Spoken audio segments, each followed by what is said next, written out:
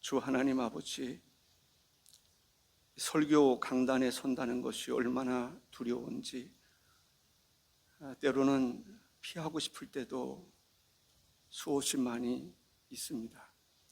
그럼에도 불구하고 하나님의 말씀을 증거하기 위해서 서는 종의 마음이 떨리고 두려울 때가 많이 있습니다.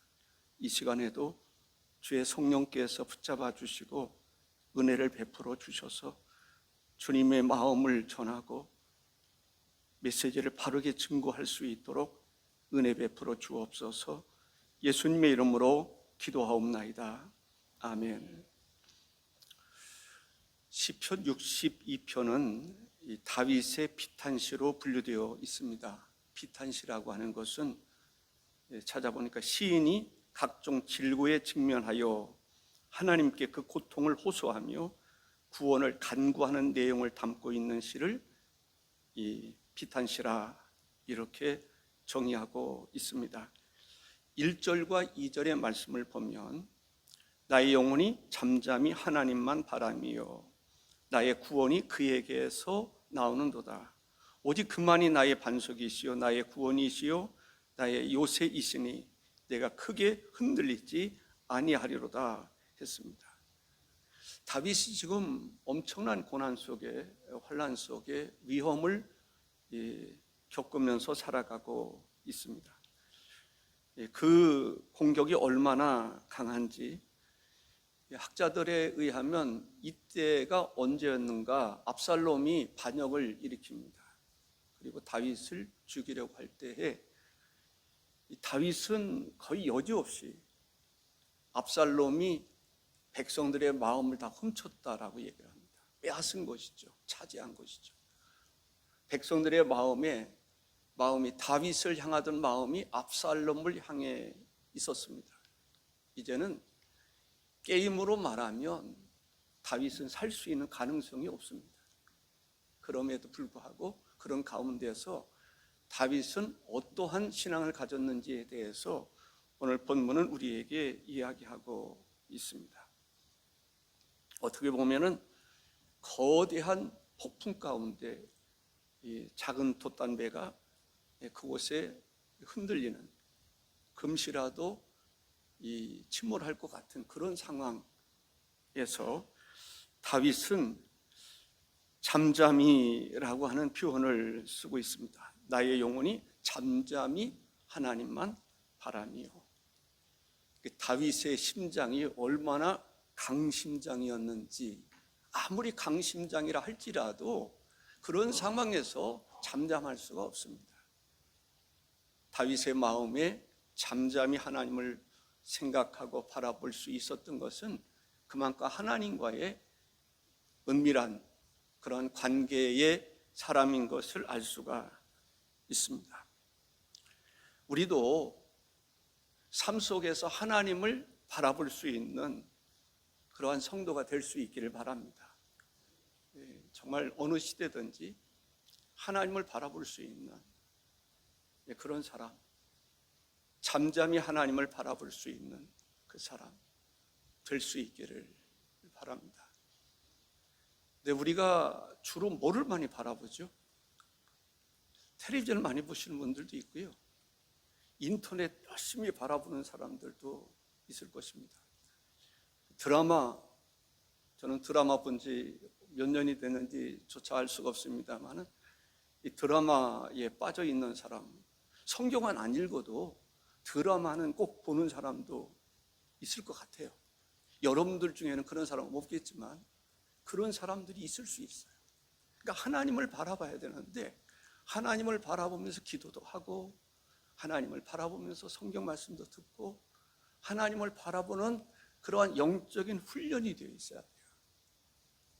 영적인 사람이 되어야 된단 말이죠. 다윗은 바로 그런 사람이었음을 우리가 본문을 통해서 알 수가 있습니다. 듣는 것도 이렇게 무엇을 듣느냐가 중요한 거예요. 무엇을 보느냐가 중요하다라는 것입니다. 사람들은 위기에 직면할 때가 있습니다. 위기에 직면할 때 그 위기를 어떻게 극복할까? 인간적인 수단과 방법을 가리지 않고 인간적인 방법으로 그 문제를 해결하려고 하는 사람이 있는가 하면 잠잠히 하나님을 바라보면서 하나님과의 관계 속에서 그 문제를 해결하려고 하는 사람들이 있음을 보게 됩니다. 모세, 잠잠히 하나님을 바라봤던 다윗과 같은 영성을 가진 사람이라고 저는 생각을 합니다. 애굽에서 이스라엘 민족을 이끌어냈을 때 하나님을 바라보며 살았던 사람입니다. 하나님의 임재를 경험한 다음에 이제는 하나님밖에 바라볼 수가 없었어요. 바로 앞에 설 때에도 하나님만 바라볼 수밖에 없었어요. 백성들이 때로는 좋아하다가도 때로는 자기 마음에 들지 않으면, 자기가 힘들면 돌아서는 그런 가운데서도 하나님을 바라볼 수밖에 없었어요. 홍해바다에 직면했을 때 앞에는 바다요, 뒤에는 애굽의 마병들이 추격해 오지 않습니까? 그랬을 때 백성들은 뭐라고 이야기합니까? 불평하죠. 원망하죠. 그들은 그런 훈련밖에 못 받았던 것 같아요. 영성이라고 할 게 없을 정도로 그들은 애굽에서 생활하면서 늘 불평하고 원망하고 마음의 그릇에 불평과 원망으로 가득 담겨 있는, 그런데 그런 가운데서 모세가 등장하고 10가지 재앙이 내어지고 바로가 굴복했을 때 그들은 환호성을 쳤습니다. 그런데 홍해바다가 딱 가로막혔단 말이죠. 뒤에는 애굽의 마병들이 그를 추격해 온단 말이죠. 그때 그들은 다시 과거로 돌아가는 것을 보게 됩니다. 모세를 원망하고 우리가 매장지가 없어서 여기 광야로 우리를 이끌어서 매장지를 삼으려고 그러느냐라고 불평하는 것을 볼 수가 있습니다. 그때 모세가 이런 이야기를 합니다.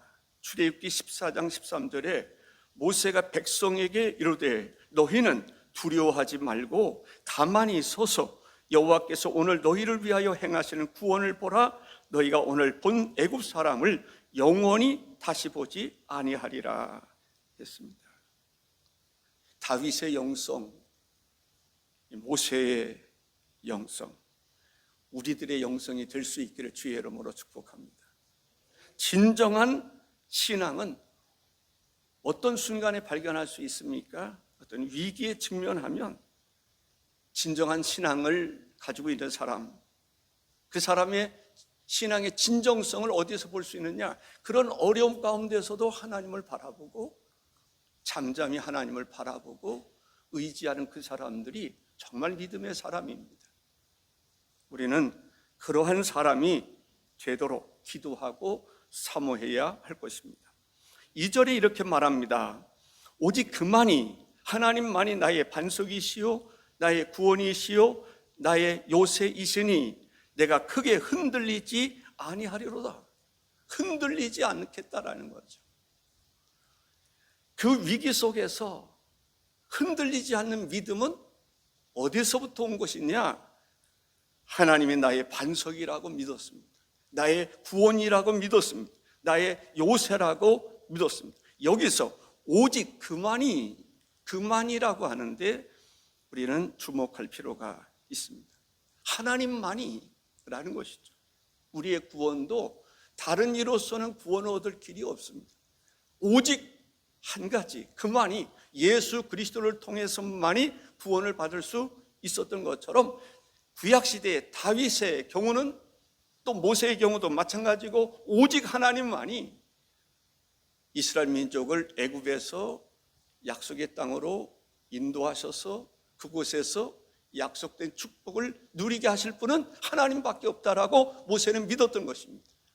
다윗은 이러한 위기 속에서 나를 구원하실 분은 오직 한 분, 하나님 외에는 없다라고 믿었습니다. 우리도 그러한 영성을 가져서 어느 시대를 보든지 어느 시대에 어떤 환경 속에 살든지 하나님만을 바라볼 수 있는 그러한 성도가 되시기를 주의 이름으로 축복합니다. 2절에 오직 그만이 나의 반석이시요 나의 구원이시요 나의 요새이시니 내가 크게 흔들리지 아니하리로다. 조금은 흔들릴 수 있겠죠. 위기 속에서. 그러나 크게 흔들지 않았던 것은, 넘어지지 않을 수 있었던 것은 하나님께 소망을 두었기 때문에 그렇다라고 하는 사실입니다. 우리는 부정적인 신앙을 벗어버릴 수 있어야 될 줄로 믿습니다. 물론 사람의 마음대로 잘 안 되죠. 하나님의 은혜입니다.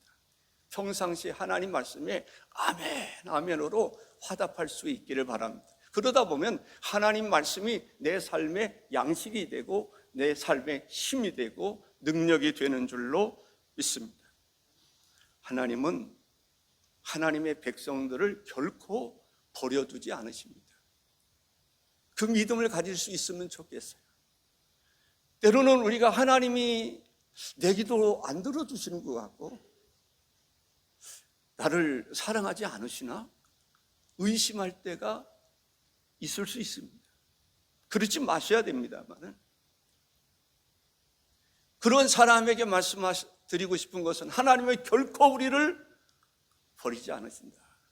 우리의 기도를 듣지 아니하시는 분이 아니십니다. 다 들으십니다. 근데 그 들으심에 대해서 언제 확신할 수 있습니까? 어느 순간에 보면, 저도 이렇게 보면은 너무 감사한 거예요. 나는 어떤 면에서 보면 요나와 같은 사람입니다. 그런데 요나의 이런 면이 좀 재밌는 것 같아요. 하나님, 나 알고 있었어요.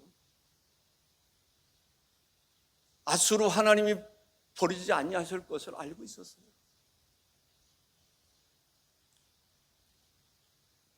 결론은 뭘까? 그래서 하나님 좋아요. 저도 그런 고백을 늘 하고 있습니다. 나는 흔들린 갈대와 같아요. 심히 연약한 존재입니다. 그런데 하나님께서 나의 기도를 다 들으시는 거예요. 항상 좋은 것을 선택해 주시는 거예요. 그 은혜를 생각하니까 너무 감사하고 감사할 뿐입니다. 나의 나됨이 하나님의 은혜로다. 내가 무슨 업적을 쌓아놓은 것도 없지만은 그럼에도 불구하고 여전히 나와 함께 하시는 하나님, 내 곁에 계신 하나님, 나에게 힘이 되어주시는 그 하나님 때문에 내가 하나님께 소망을 두고 살아갈 수가 있는 것입니다. 3절과 4절 읽습니다.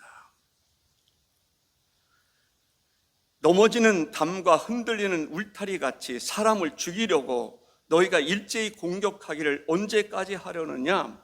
그들이 그를 그의 높은 자리에서 떨어뜨리기만 꾀하고 거짓을 즐겨하니 입으로는 축복이요 속으로는 저주로다 라고 말합니다. 다윗은 넘어지는 담과 흔들리는 울타리 같은 존재라고 이야기하고 있습니다. 넘어지는 담, 흔들리는 울타리, 아무런 힘이 없어요. 지금 다윗은 그런 상황입니다. 마치 넘어지는 담과 같고 흔들리는 울타리와 같은 존재라는 거예요. 자기를 죽이려고 사람들이 꾀하고, 그런데 그러한 가운데서 자기는 하나님이 지켜주지 아니하시면 살 수 있는 가능성이 제로예요. 제가 보더라도 그래요. 살 수 있는 가능성이 제로예요. 자기 측근에 있었던 사람, 책사들 다 압살롬 편에 다 서 있습니다. 충성을 맹세했던 사람들이 어느 순간에 보니까 압살롬이 자기를 죽이려고 보니까 자기 곁에 있어야 될 사람들이 군대 장관이든지 다 압살롬 편에 있는 거예요. 그러니 자기가 살 길이 있습니까? 살 가능성이 없는 거예요. 그 얘기를 지금 하고 있는 것입니다. 옆에서 그렇게 조언도 해줬던 사람들입니다. 그런데 속으로는 다윗을 저주하고 있었다는 것을 깨닫게 됩니다.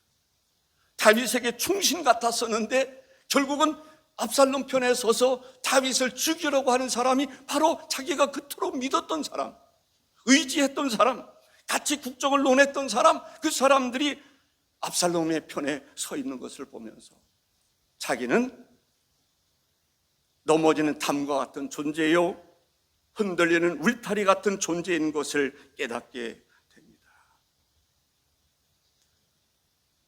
4절에 다시 한번 보면 그들이 그를 그의 높은 자리에서 떨어뜨리게만 꾀하고 거짓을 즐겨하니 입으로는 축복이요 속으로는 저주로다 라는 거죠. 그런 가운데서 다윗이 어떻게 그 어려움을 극복할 수 있었는가? 이런 생각이 듭니다. 사탄이 다윗을 시험하여 넘어뜨리려고 합니다. 다윗을 넘어뜨리려고 하는 거예요. 예수님도 시험에서 넘어뜨리려고 하는 것을 볼 수 있습니다. 오늘 우리들도 역시 시험하여 넘어뜨리는 일을 사탄이 계속적으로 하고 있다고 하는 사실입니다. 잠언서 7장 21절과 22절에 보면 여러 가지 고운 말로 유혹하며 입술에 호리는 말로 꿰물어 젊은이가 곧 그를 따랐으니 소가 도수장으로 가는 것 같고 미련한 자가 벌을 받으려고 쇠사슬에 매이로 가는 것과 같다라고 이야기하고 있습니다. 5절과 6절은 1절과 2절에 했던 것을 반복적으로 고백하는 것을 볼 수가 있습니다. 나의 영혼아 잠잠히 하나님만 바라라. 무릇 나의 소망이 그로부터 나오는도다. 오직 그만이 나의 반석이시요 나의 구원이시요 나의 요새이시니 내가 흔들리지 아니하리로다 라고 말합니다. 오직 그만이. 그렇습니다. 오직 하나님만이 우리 교회를 붙잡아 주실 수 있는 분이십니다. 오직 하나님만이 나의 주가 되시고 나의 반석이 되시고 나의 힘이 되시고 나의 능력이 되시는 줄로 믿습니다. 오직 그만이, 하나님만이. 사람들은 언제든지 변할 수 있습니다. 아무리 친분이 두터운 사람이라 할지라도 한순간일 수 있어요. 자기 이익에 이제 반하는 이 경우에는 단호하게 배척할 수 있습니다. 그 사람입니다. 다윗이 그것을 경험합니다. 놀라운 것을 경험하고 있는 거죠. 그때 오직 하나님만이 나의 반석이가 되시고 반석이 되시고 구원이 되시고 요새가 되시고 힘이 되신다고 하는 사실입니다. 7절에 나의 구원과 영광이 하나님께 있으며 내 힘과 반석과 피난처도 하나님께 있도다. 나의 힘이 되신 여호와여 라는 찬양이 있습니다. 한번 따라 하실 수 있는 분이 있으면 따라 하셔도 좋을 것 같아요. 나의 힘이 되신 여호와여 내가 주님을 사랑합니다. 주는 나의 반석이시며 나의 요새시라. 주는 나를 건지시는 나의 주 나의 하나님 나의 피할 바위시요 나의 방패시라. 나의 하나님 나의 하나님 구원의 뿌리시요 나의 산성이라. 나의 하나님 나의 하나님 그는 나의 여호와 나의 구세주. 제가 이렇게 못 부를 줄 알았으면 시작을 말았어야 되는데 시작을 하고 나니까 아유 잘못했구나 그런 생각이 들었습니다. 8절에 보면 백성들아 시시로 그를 의지하고 그의 앞에 마음을 토하라. 하나님은 우리의 피난처시로다 했습니다. 시시로 항상 이따금씩 가끔이 아니라 항상 하나님을 의지할 것을 권면하고 있음을 볼 수가 있습니다. 슬플 때나 기쁠 때나 힘들 때나 그렇지 않을 때나 외로울 때나 항상 하나님을 의지하는 성도가 되시기를 바랍니다. 그리고 그의 앞에 마음을 토하라 라고 말합니다. 마음을 토하라. 하나님을 의지할 뿐만 아니라 모든 것을 하나님께 아뢰라 라고 하는 말씀입니다. 토한다는 말은 물을 쏟아 놓다 라고 하는 얘기입니다. 물을 쏟아 놓듯이 하나님 앞에 정말 마음을 토하는 심정으로 하나님 앞에 나아갈 것을 말씀하고 있습니다. 힘들고 어려울 때, 억울한 일 당할 때, 괴로울 때 의지할 분이 하나님이시지 않습니까? 그 하나님을 의지하고 하나님께 나가 토로하라는 거예요. 토하라는 거예요. 우리가 회개를 가르칠 때 그 얘기를 제가 많이 사용을 했습니다. 회개는 뭐냐? 토하는 것과 같다.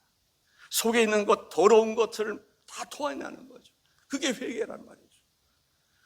진정한 회개는 토한 것을 먹지 않습니다. 더러워서 먹지 않아요. 아무리 맛있는 것을 먹어도 그것을 토한 다음에는 절대 먹지 않아요. 근데 개는 먹습니다. 그래서 개에 대해서 좋은 이미지가 아니에요. 어떻게 보면 우리가 하나님 앞에 어떤 어려움이 있다 할지라도 마음을 토하듯이 하나님 앞에 토로하듯이 기도할 것을 부탁하고 있습니다. 수고하고 무거운 짐진 자들아 다 내게로 오라. 내가 너희를 쉬게 하리라 말씀하셨습니다. 9절에 보면 슬프도다. 사람은 입김이며 인생도 소금수이니 저울에 달면 그들은 입김보다 가벼우리로다. 좀 어렵게 들렸어요. 제가. 여러분들은 쉽게 알아들을 수 있습니까? 그래서 제가 세번역을 찾아봤어요. 세번역을 찾아보니까 신분이 낮은 사람도 입김에 지나지 아니하고 신분이 높은 사람도 속임수에 지나지 아니하니 그들을 모두 다 저울에 올려놓아도 입김보다 가벼울 것이라. 이 말도 이해가 좀 덜 됐어요. 그래서 제가 쉬운 성경을 찾아봤어요. 천한 사람들도 한낮 한숨에 지나지 않으며 아무리 뛰어난 사람들도 헛될 뿐입니다. 저울에 달아보면 아무것도 아닙니다. 그들 모두 달아봐도 한낮 한숨에 지나지 않습니다. 이 쉬운 성경을 찾아보니까 이해가 더 잘 되는 것을 느낄 수가 있어서 소개를 드립니다. 인간은 참으로 헛되고 거짓된 존재, 그렇게만 물론 단정할 수는 없지만은 그러한 존재라고 하는 사실입니다. 아무리 재능이 뛰어나다 할지라도 능력이 많다 할지라도 인간에게 소망을 두는 것은 헛된 일이 아닐 수가 없습니다. 10절에 보면 포악을 의지하지 말며 탈취한 것으로 허망하여 지지 말며 재물이 늘어도 거기에 마음을 두지 말지어다 라고 말합니다. 공동 번역에 보니까 남을 억압하면서 잘 되리라고 믿지 마라. 이것도 보니까 공동 번역이 그래도 해석이 이해하기가 좀 편할 것 같더라고요. 남을 억압하면서 잘 되리라고 믿지 마라. 남의 것을 빼앗아 잘 살려는 생각도 버려라. 재물이 쌓인다고 거기에 마음 쏟지 마라 라고 말합니다. 사람들이 재물이 많으면 마음이 든든한가 봐요. 그래서 재물을 많이 모아두려고 하는 것을 볼 수가 있습니다. 그러나 재물이 우리를 위기 속에서 건지는 것은 아닙니다. 재물과 하나님과 비교할 수 있겠습니까? 다윗이 재물이 없어서 지금 곤경에 처한 것입니까?